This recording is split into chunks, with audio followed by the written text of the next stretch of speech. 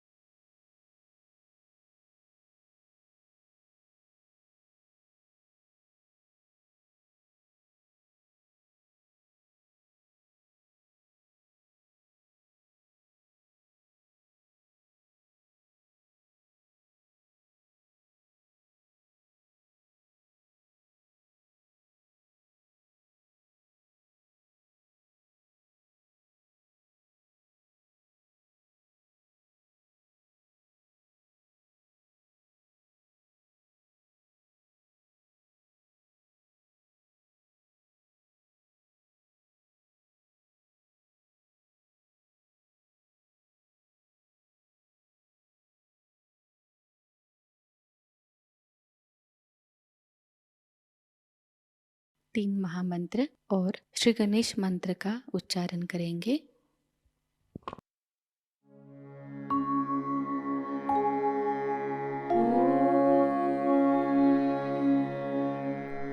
त्वमेव साक्षात् श्री महालक्ष्मी महासरस्वती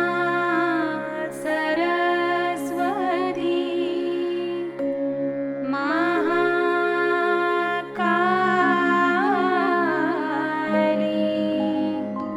त्रिगुणात्मिका कुण्डलिनी साक्षात् श्री आदिशक्ति माताजी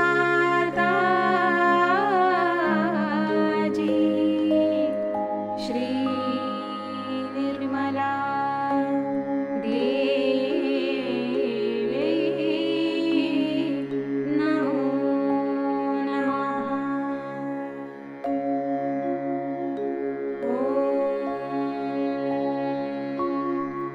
त्वमेव साक्षात् श्री कल्की साक्षात् श्री आदिशक्ति माताजी श्री निर्मला देवी नमो नमः।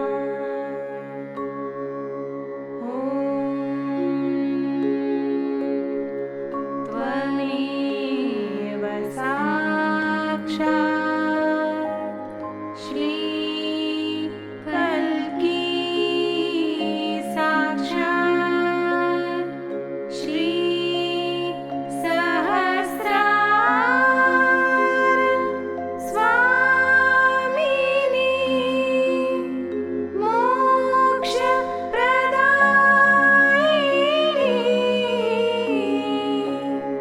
माताजी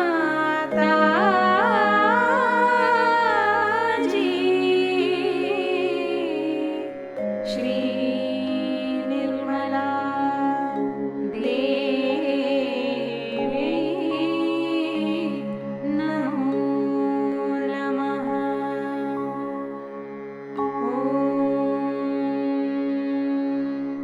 त्वमेव साक्षात् श्री गणेश साक्षात् श्री आदिशक्ति माताजी श्री निर्मला देवी नमो नमः।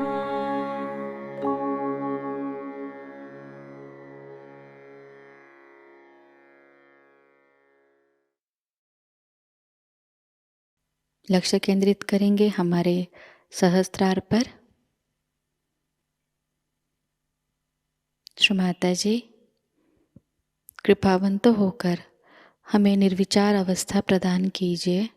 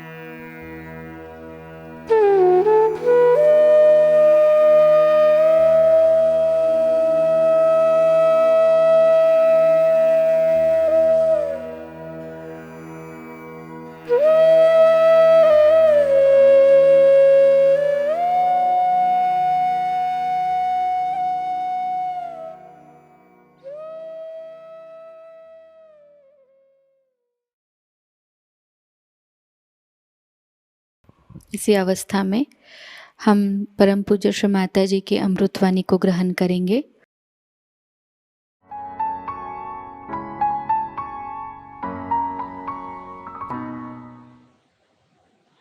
Today is a great day to come to Brighton because it's the day of Buddha's birthday. Today is Buddha's birthday, Lord Buddha's birthday. You all have heard about his birth and that his mother dreamt of an elephant, of a large white elephant, before the birth of Buddha. And then it was predicted that a child will be born in your family who will be either a great saint or a very great king, as in Sanskrit called Chakravarti, means the one who is the ruler of the whole world. So the father got worried and he thought he must get the son involved into the family life, into material life, and give him all the pleasures of life. So he built a very special place for him, beautiful palace to live in. And where he got married to a girl called Yashodhara, was a very, very beautiful woman, gave him all the pleasures of life, everything that he could do to entice this boy away from asceticism. Also, you know the story of his going one day on the road, how he found three types of people, and how he felt that why a person should become old, why should a person suffer in life, and why should people die. So all these three things put an inquiry into himself, and he started trying to understand why these things happen to human beings. With this, the inquiry started. So he reached a point where he could not bear any more the comforts and all the attachments that were entangled around him by his father. He had a son whose name was Rahul, and he left the son and the wife in the search of the truth. Now, he started from a wrong end, I should say, for the search of the truth, because he wanted to know why there are miseries in the human beings. And so he started from collective towards the set. When we see miseries all around us, many people have seen, they say, what about others? Will everybody get realization? Will everybody will have this? You see, this comes from the wrong end, I feel, because first of all, we must know, are we all right? Are we perfect? Are we full of joy? Have we received the absolute knowledge? If you start from this point, it's always better. Because he started from the wrong point, searching it from the collective, to remove the miseries of the people, he had to go in a very roundabout. So he read all the books and Vedas, and this he went to big pundits, to all the great knowledgeable people, to meet them, to ask them the answer why there are these three things. That is, the yoga is the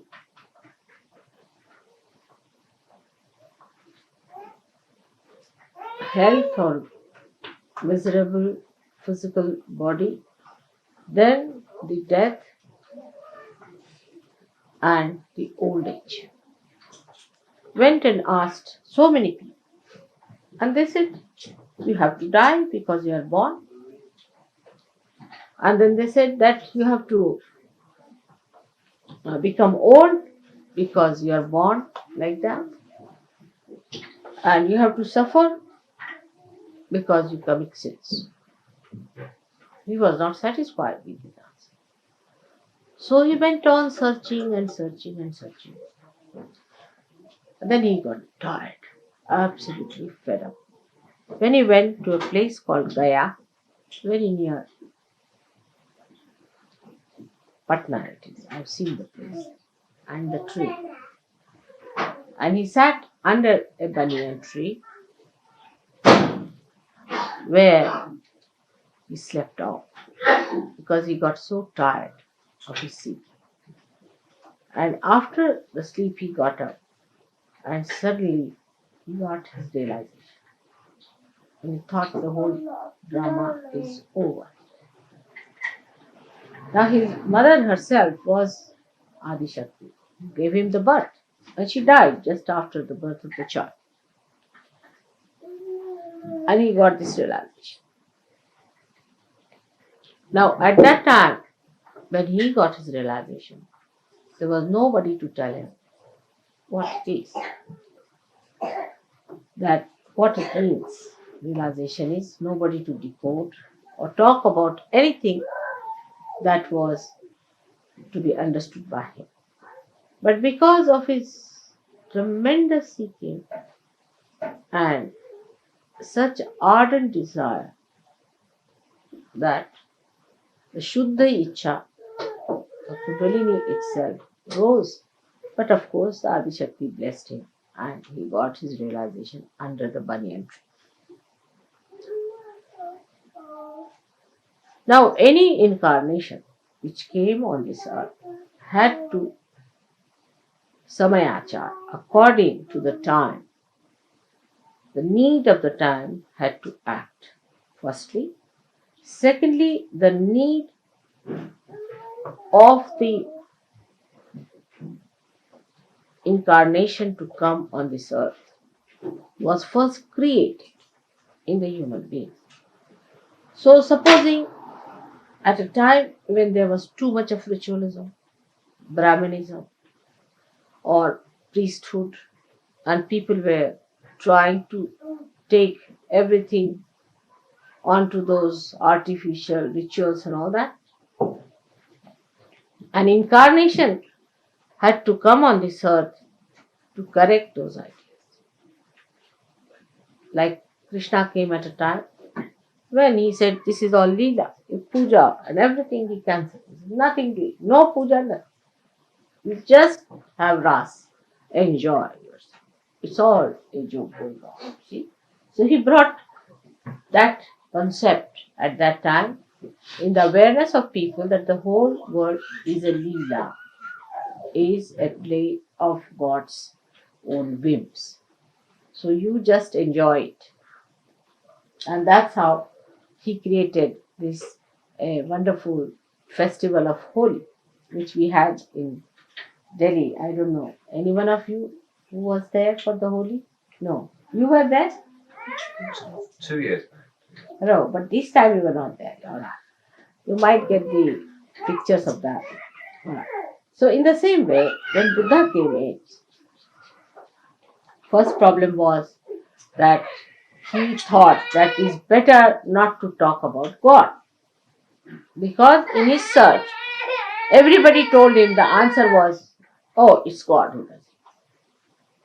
He punishes you. It's God who gives you this old age. It's God who does it. But what is this God after all? Why does he do it? He said, you better ask the God. Where is the God? So everybody put every blame on God as usual. Even that's done today. Nothing new. And nothing unusual, I should say. So this must be done by God. If you cut your throat, God put my knife in my hand and he cut my throat. So you see, he thought better not talk of God. Because everybody is going towards God. Then the people whom he met, they said, now I have become God. He said, how? He said, I'm God. Oh, what? Why? Because he could mesmerize people. He said, I have become God. Just imagine. So he thought that is very dangerous to talk of God because people take God in the hand and use it for their own purpose. Always say, oh, this is what the God has to do and it's God has done it and I'm in connection with God and I'll tell God.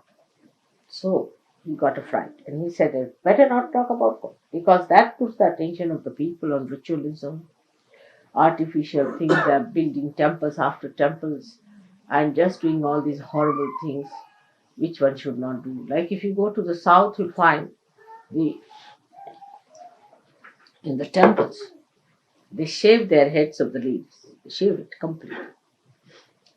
And that they have to, this all cobbled along the sides of the walls of the temple.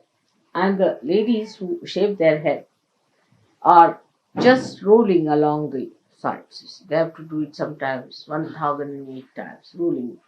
Imagine. And the water is poured on them. See. God knows what is the ritual from where it has come. So the poor women go on rolling like that. And somebody is pouring water on them all the time, buckets after buckets. The husband and the brother and all, they bring one after another. You see, one is finished and another one. Poor lady is rolling like that on that muddy, sort of a cobbled area. I mean, I was shocked when I saw this. I was, and then later on, you see, they became modern. So they started selling the hair, you see, abroad. So the whole thing became a big industry in Madras, you see. The hair was made into this bouffant and all that, you turn it, you see. Sent to England and other places. So it's, I mean, in the name of God, ridiculous things were done. Ridiculous things were done. So he just thought, better not talk about God. The first step is self-realization. He was a great Sahajayoga Meditation. Because he said, nothing doing, don't talk about God or anything. First you get your realization. That was the first condition. Establish it. Unless and until you have established your realization, nothing doing. So he just started his own method of propagating Buddha's knowledge, or you can Buddhism as they call it. Of course, it became ism later on. So all that he started with the idea that people should first become Buddha. Buddha means realize. Buddha is to know. So Buddha means the person who has known, means the one who is a realizer. So what he says, Buddham Sharanam Gaccham. I surrender. Sharanam means I surrender to the Buddhas, means to all the Sahajogis. You are all Buddhas because you know. When you know, you are the Buddha. Now, without going into all that nonsense of renunciation and shaving your head and wearing that dress and everything, you have achieved your realization. It's a short circuit or a short path. Why? Because he started from the other side. But if he had started directly from himself, it would have been better. You see, in practical sense, I'll tell you how it is. Supposing you want to repair your house. So, you have to have instrument for that house. But supposing you are worried about all the houses of the world and you start repairing. Neither you will repair other houses nor yours. So first you must practice on yourself. Put your attention to yourself. It also is a method by which you avoid seeing the point, seeing the reality. That if you are not all right, how can you improve the whole world? So when your attention goes to other things, you must know that there's something wrong with you first of all, which must be corrected.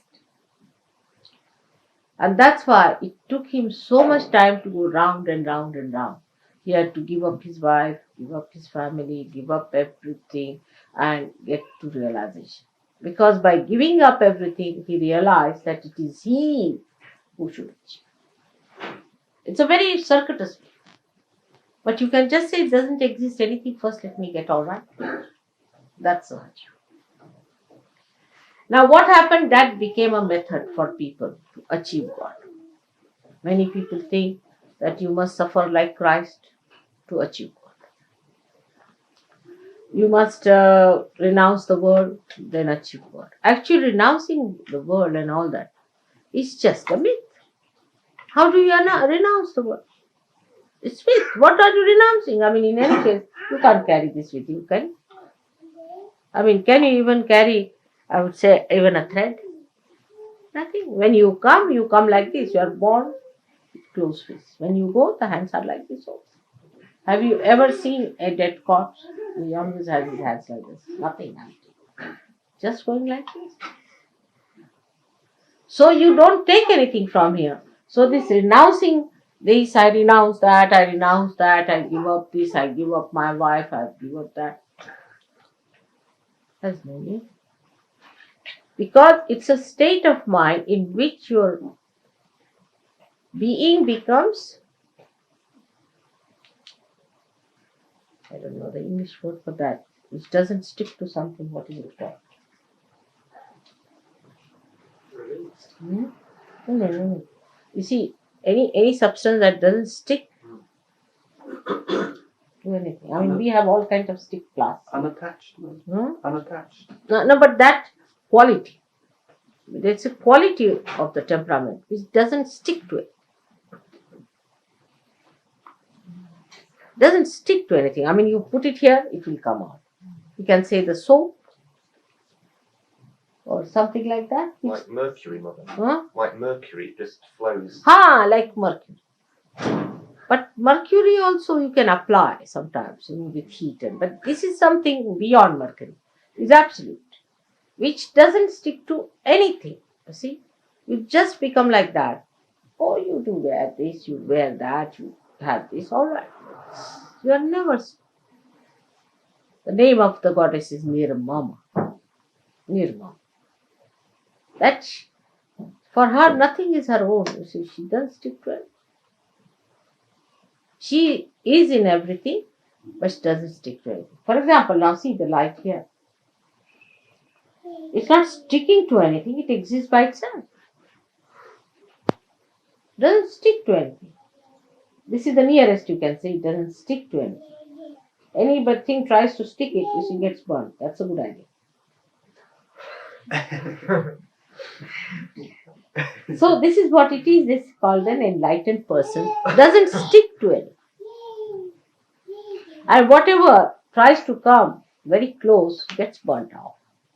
So such a person is not attached to it.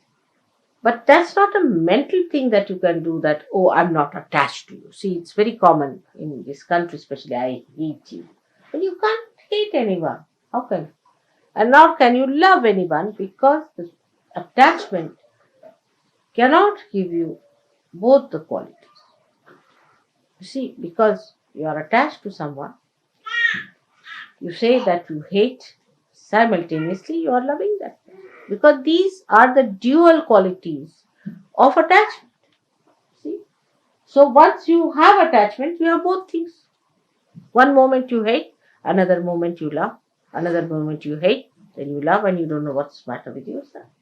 But the thing is, the quality of the mind is such that it is either getting attached mentally or either getting detached mentally.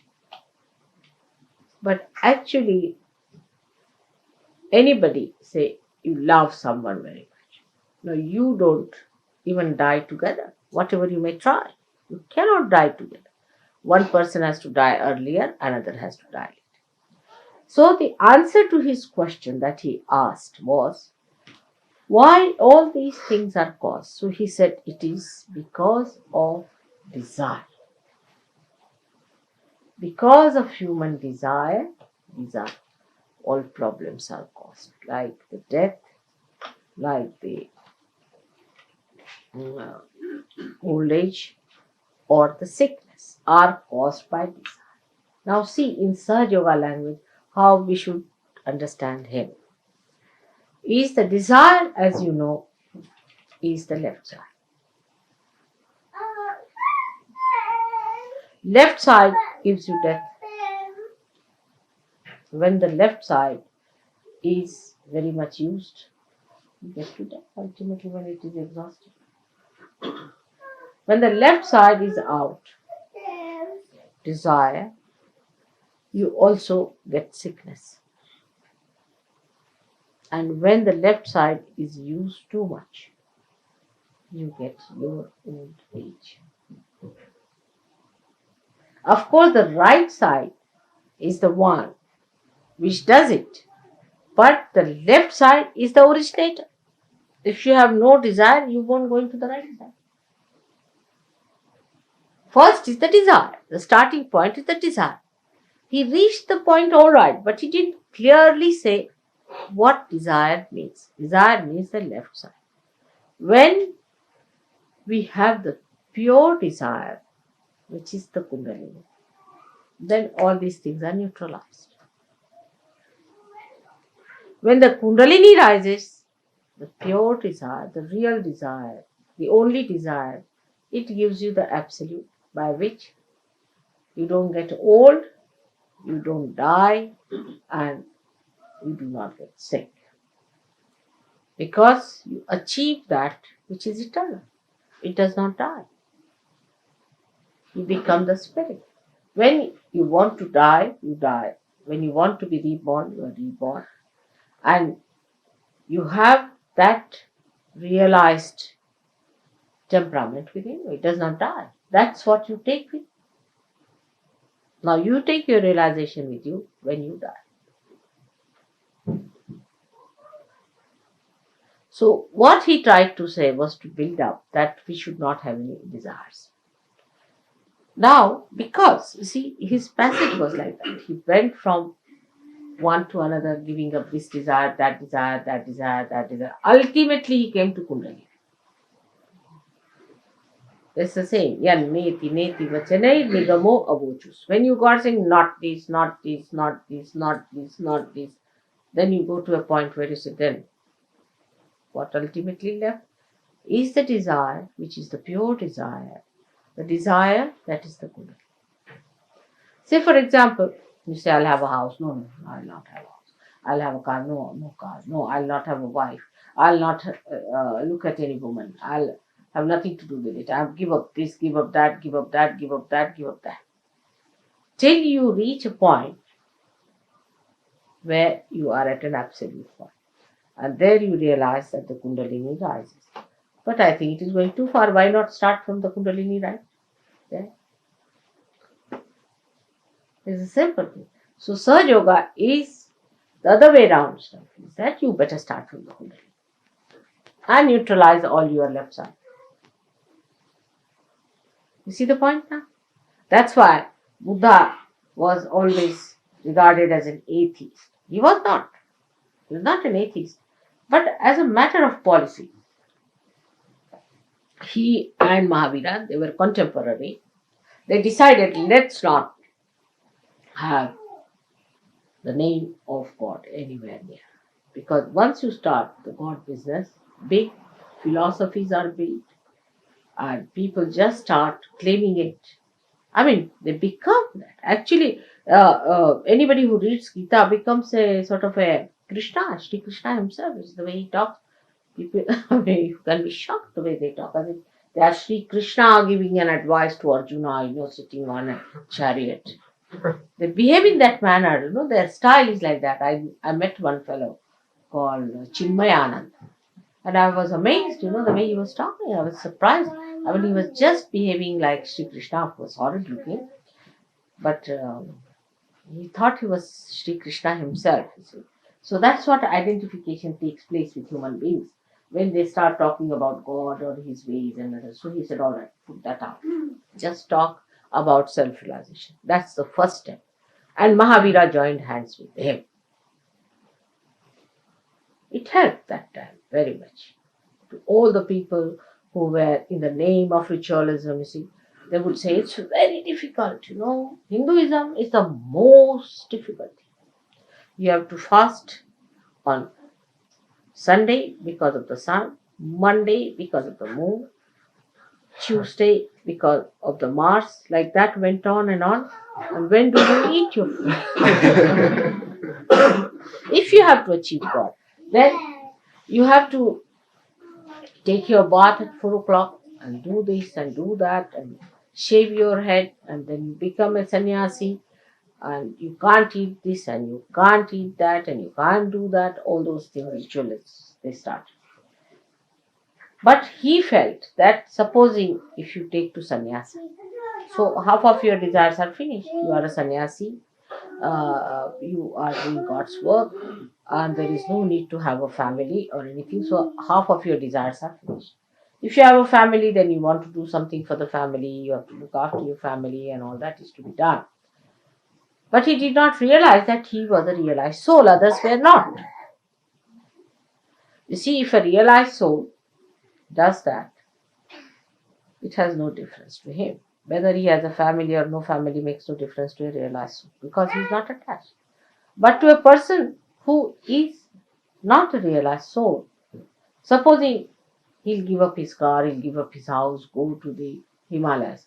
There, what he'll do? He'll have a hut and have a barbed thing around.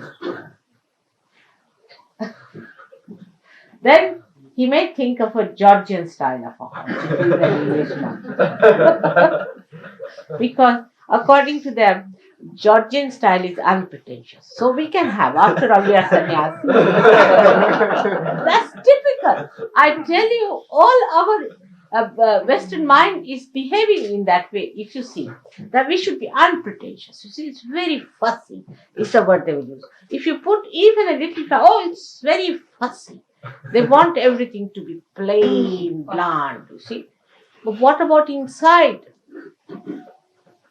Is filled with what? This all bottled up with all kinds of rums, this, that.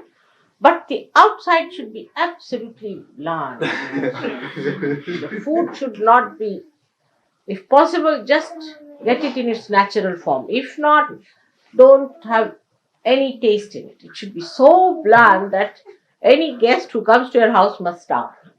You see, all these funny ideas cropped up of asceticism. Then we have other people like Shambhalas who are going now to Gobi Desert. You see, they thought that this desert is not sufficient. Let's go to Gobi Desert. So they are going now to Gobi Desert. All these absurd ideas came out of Buddhism and also Jainism. Jainis went to the other extreme in vegetarianism because Buddha himself was not a vegetarian. Do you know that? He was not himself a vegetarian, nor was Mahavira. You'll be surprised. Vegetarianism for them was a philosophy. It was not a sort of a thing where you don't eat meat and all. Because Buddha himself died when he went to one of his disciples who was a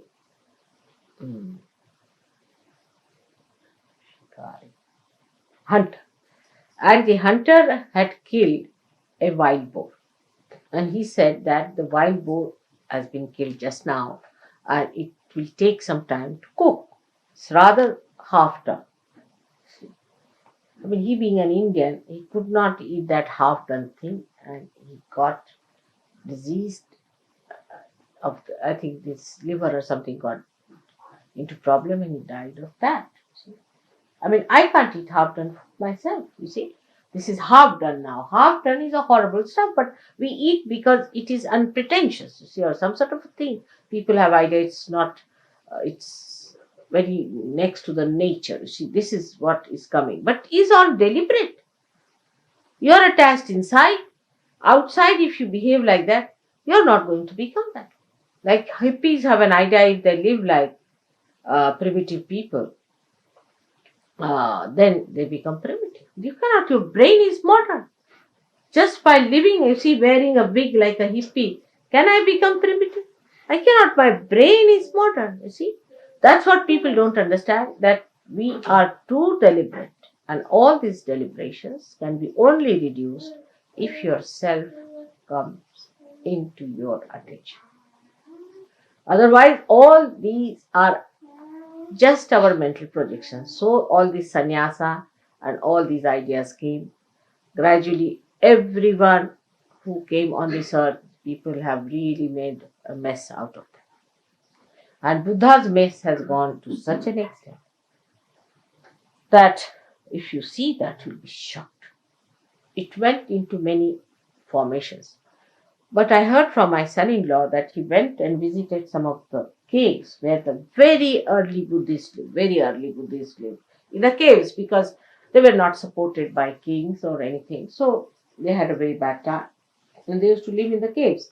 And what my son-in-law told me, that in the caves there are writings in Sanskrit, in Pali, and in Indian script, saying that it is the spontaneous happening that can bring forth the self-realization. He's got that photographed. So it's coming forward. You see, so they knew about the Sahajayoga. They knew about it. But then, as every religion has gone into a mess and a lot of funny sort of, we can say, the funny sort of expressions. Also, Buddhism has gone, became Mahayana, Hinayana, all sorts of things. But one of them was called as Viditama, who ran away from India, settled down in Japan, and he started the Zen system of religion, which he kept to the spontaneous happening. That's one was preserved. Another was the Lao Tse style, who did not talk of God and of Buddha, but of Tao itself, the energy, or we can say about the Adi. So these two good things came out of it. While they searched back into the history of China, and they found out the Adi Shakti lived many years back there as Kuan Yin. And that's how Kuan Yin was established as a goddess for many Buddhists. Now then, Buddha also got into another form because there was a big competition between Hindus of those days, and the Buddhists. So they wanted to form. For ordinary people, it's very difficult to understand the philosophy. So they thought that we should have Buddha expressed as he has been and he will be. So they formed their, see, as you say, he's a Maitreya is going to come, the future Buddha is Bodhisattva, and they started making his statues and everything. So they made Buddha as the god and started using him to represent the divine power, giving him forms and things. And like that, many things happened. But Buddha himself was so much frightened of the ritualism that they said, you should not worship anything, you should not build any temples. So, you see, the loophole was found out. If temples are not to be built, we'll build stupas. Now, in the stupas, they put the tooth of Buddha. Of course, that was sensible to do, I must say. But of course, Buddha had said not to do it. And they put it there. He had two disciples called as Sariputta and Mugala. They were very good disciples of his. And their bones were collected after they were burnt out and were put in the stupas. That was something definitely sensible to put them there. Of course, the bones and all these things should not be disturbed because it's not good. It creates a problem for the body. But at least if they have put it there in the Mother Earth, it would have been all right, but they put it in caskets. Now, the first casket was made of wood, the second of silver, the third of iron, the fourth one of wood, sort of thing, mummified those things. But that was a very wrong thing to do because if you go on keeping like that, some parts of the body of these great people, it can hamper their rebirth or their body which they want to again incarnate. But hair is all right or nails are all right, but you shouldn't keep the part of their body like that. And this kind of thing gave another nonsensical ideas to horrible human beings. What they did, that they thought that if we have to keep some part of the person who died like divine person, why not we cut the hand of someone and like that. So in Tibet and all these places, especially in Ladakh, see, they used to cut the hands of the people when they died, and big ritual for the dead, and then they started going towards the dead. So they started moving towards the left side. Most of the Buddhists moved to the left side which was absolutely prohibited by Buddha, because he is on the right side. He said, cut down your desires. Do the karmas without the desire. This was his idea. Activate your right side without the desire. This was his philosophy. But all of them are left side. They have desires, not only desires, but whatever they do it out of desire. Like the worst is like the Japanese. They think that you can commit suicide in the name of your nation. With this desire, they will commit suicide. To save their country, they can commit suicide. I mean, it is absurd. He said, whatever you have to do without the desire, which is a difficult thing for human beings. How many there are who are doing it without desire? And whatever we do out of desire. Even at a subtler form. Even when we do puja, we do with the desire that our vibrations will improve. Can you think of a state where it is absolutely desireless? Only one person has that. There's no desire. Desireless. The whole thing is done without any desire, so there is no disappointment. There is no unhappiness. You are going to America knowingly that is going to be a horrible experience. But it's a joke. Just going to see the joke. Without any hope. Maybe it might work out to be something tremendous. But no desire. See, it's so desireless, the whole personality is, that even if I have to desire for something, I have to ask you better desire, because I have lost the sense of desire. So many times I've said, you better do it. Unless and until you pray to me, I can't do it. That's why I ask you, write to me a letter, because you see, I can't desire. I don't do anything. Without doing anything, it is happening. So why should I desire? I really don't do anything. You'll be amazed, I don't do anything, I don't desire anything, nothing of the kind. It's working, I'm just watching it. And you are saying, whether you are doing it, I'm quite surprised. That is Tao. If you read about Tao, it is said that it doesn't do it, but everything works out. So this is what he said, which was all Sahaja, that you have to be desireless and do everything, and he is the one who controls our ego. Because if you have no desire, you will have no ego either. Ego is only built up when you have a desire to do something. That is, you just do it for fun, just for joy, just for doing. Then how will you build up ego? You cannot. Like an artist is painting just for fun and throwing it. Creating something just for fun. That's what God is. Not with a desire to achieve something. I mean, the desire is so gross, can be extremely gross. It can become subtler and subtler and subtler. That's a good way. But it can be very, very gross also. Like some people can believe that, you see, I should paint it because I'll get so much money.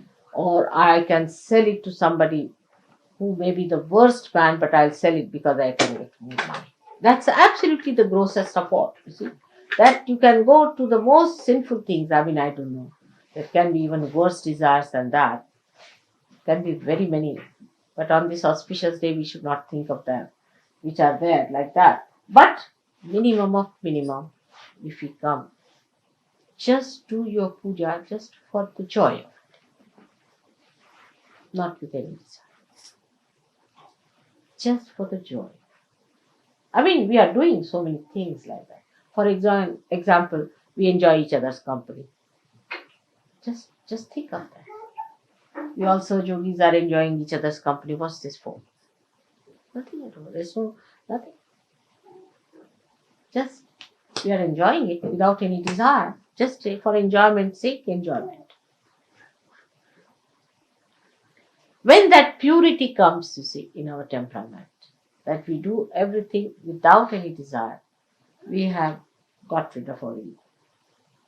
The Buddha is awakened within us. And that's what is the importance of Buddha. That he settled down himself in a place which is the most difficult place. That is on the left side of your head, you see. Sometimes I have seen it projects here up to this point, in some people. They get such a terrible pain, pulling it out from there. Can't imagine. So this horrible point, which is so funny, it is sometimes it can blow up like that. You see, sometimes it can pierce through. It's a horrible one, which all of you have developed quite a lot, you see. And it takes its forms in different ways and methods. For that, we have to say, Buddham Sharanam Gaccha. Means we surrender ourselves to Buddha. Then what does he say? The second one is very good. Sangham Sharanam Gaccham. I surrender myself to collectivity. Sangham. Sangha is the collectivity. I surrender myself to collectivity. Ego goes down. First of all, Buddha, who is sitting, who is the deity, which is the enlightenment, you say, I surrender myself to Buddha. Secondly, you say, I surrender myself to collectivity. Egoistical people cannot surrender. So, I surrender myself to collectivity. So, we say, Sangham Sharanam Gaccham. It is to Virat. It is the third one. Buddham Sharanam Gacchami, Sangham Sharanam Gacchami. The third one, Dhammam Sharanam Gacchami. Dhammam Sharanam Gacchami. Dhamma means the religion, the balance. I surrender myself to religion, which is essence of it. Or you can put it the other way down, that Buddham Sharanam Gacchami, Dhammam Sharanam Gacchami, Sangham Sharanam Gacchami. That's all. If you have achieved it, then we can talk of God, not before that. So these three things are to be achieved. We would put it in a Sahajayoga way like this. First of all, Dhammam Sharanam Gacchami. I surrender myself to my virtues. All desires can be surrendered to your virtue. Is it virtuous to do like this? You can. If you are brought up that way, you will just not do it. You will have no desires to do something that is not virtuous and righteous. You will just not do it. So, Dhammam Sharanam Gacchami. Then you should say Buddham Sharanam Gacchami, means I surrender myself to my enlightenment. This is the second state when you are ascended. Surrender myself to enlightenment. Enlightenment that I have got to my spirit. It's the spirit who is going to guide. No more my physical, mental, emotional, nonsensical temptations. But what is the spirit? And thirdly, the Sangham Sharanam Gacchami, to the collective, to the whole, to the Virat. This is the way we have to work it out. So ultimately reach the same point. That let me start it from myself. From myself to others, not from others to myself. It's like treating the tree from outside, not from the roots. But Sahaja Yoga treats you from the roots. First you get your realization, alright? Then you learn how to surrender yourself to your dharma.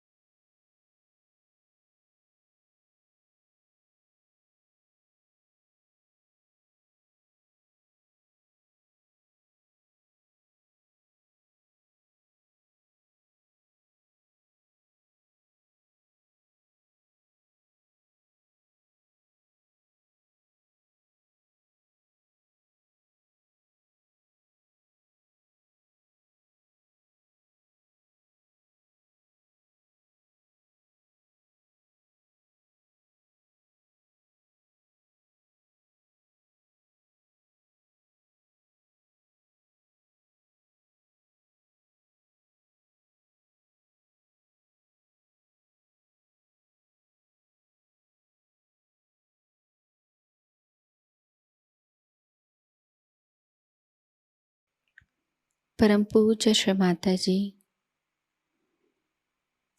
आपकी परम कृपा में हम सब एक प्रतिभाशाली व्यक्तिमत्व बन जाए।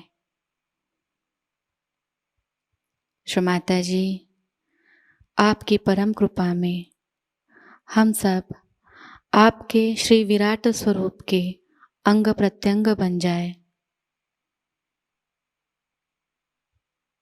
अपनी ध्यान धारणा और सामूहिक कार्य की तपश्चर्या से हम श्री आदिशक्ति के एक प्रभावी और प्रभावशाली माध्यम बन जाए।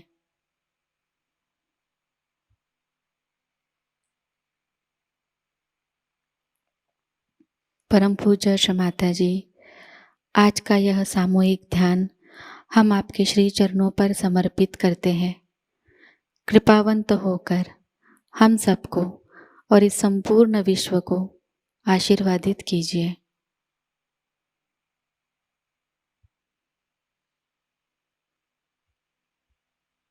श्री माँ को प्रणाम करेंगे और सामूहिकता में कुंडलिनी चढ़ाकर बंधन लेंगे।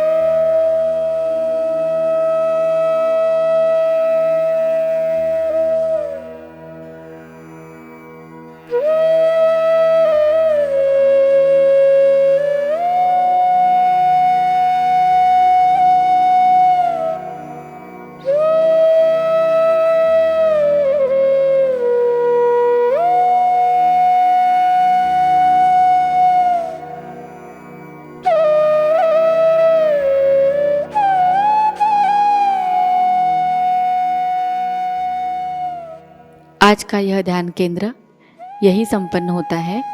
जय श्री माता जी।